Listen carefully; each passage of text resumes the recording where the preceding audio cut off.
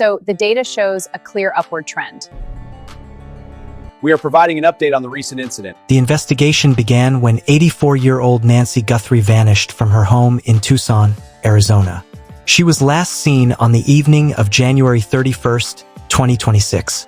Her family grew concerned when they could not reach her and officially reported her missing to the police around noon the following day, February 1st. Because of her age and the circumstances of her disappearance, the Pima County Sheriff's Department and the FBI immediately treated this as a high-priority case. Nancy is also dependent on daily medication, which she does not have with her, making her safe return an urgent matter of life and death. Authorities have categorized the case as a kidnapping. Police have reconstructed Nancy's final moments at home using digital footprints. On Sunday, February 1st, her doorbell camera was manually disconnected or cut at 1:47 a.m. Shortly after, at 2:12 a.m., the security software detected a person's presence at the home. Most alarmingly, data from Nancy's pacemaker app, which syncs to her phone, showed a disconnection at 2:28 a.m. This timeline suggests the intruder was inside the home for roughly 40 minutes before Nancy was removed. These technical details have helped investigators narrow down the exact window of the crime, providing a clear starting point for the massive search operation that followed. If you want to see more of such documentaries, make sure to subscribe to our channel Quest Insights. During the initial sweep of the property, forensic teams discovered disturbing physical evidence. Blood was found on the exterior porch of Nancy's home. After rapid lab testing, Pima County Sheriff Chris Nanos confirmed that the blood matched Nancy Guthrie's DNA. This discovery shifted the tone of the investigation, as it provided physical proof of a struggle or injury. At a press conference on February 3rd, Sheriff Nanos stated that authorities firmly believe Nancy was taken against her will.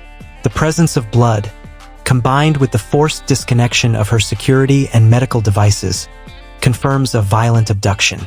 On Tuesday, February 10th, the FBI released critical visual evidence to the public. Surveillance photos and video clips show an individual at Nancy's front door on the morning she was taken.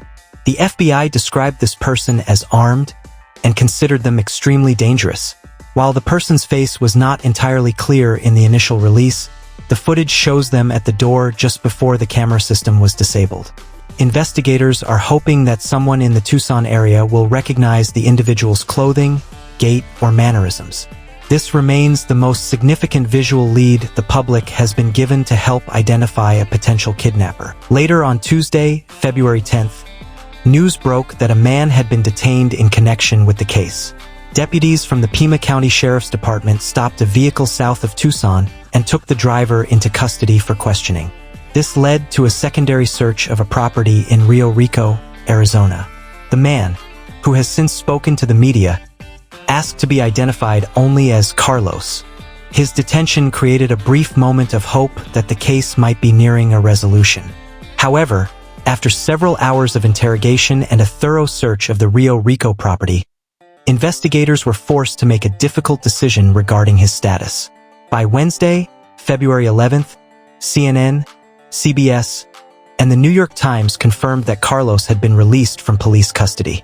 Speaking to reporters outside his home, Carlos maintained his total innocence, stating, "I didn't do anything. I'm innocent." He even claimed that he had no idea who Savannah Guthrie or her mother Nancy were before being pulled over. While his release suggests the police did not have enough evidence to charge him, it does not necessarily mean he is entirely cleared from the investigation.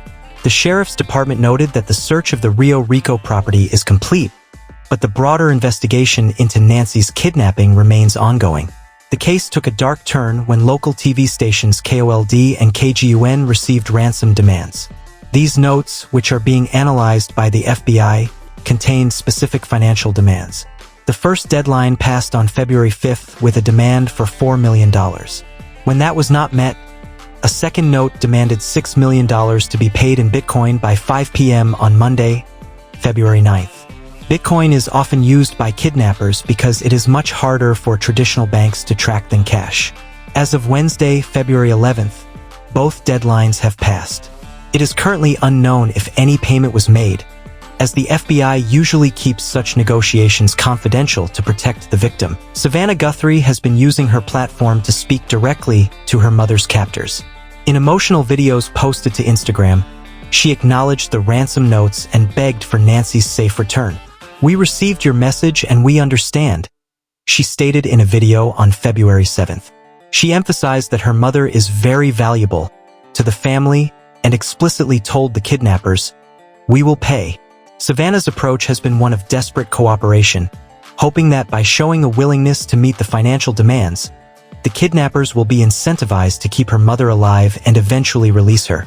This case has become a massive multi-agency effort. The Pima County Sheriff's Department is working hand-in-hand with the FBI's specialist kidnapping units. This level of cooperation allows local police to handle ground searches and traffic stops, while the FBI manages digital forensics, ransom note analysis, and national database checks.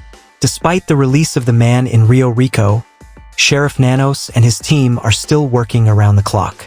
They are currently analyzing all tips coming in from the public and re-examining the surveillance footage for any missed details.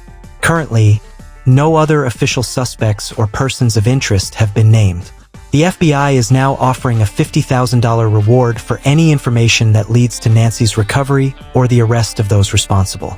They are urging the public to look closely at the surveillance photos and report anything unusual seen near Nancy's Tucson home on January 31st or February 1st.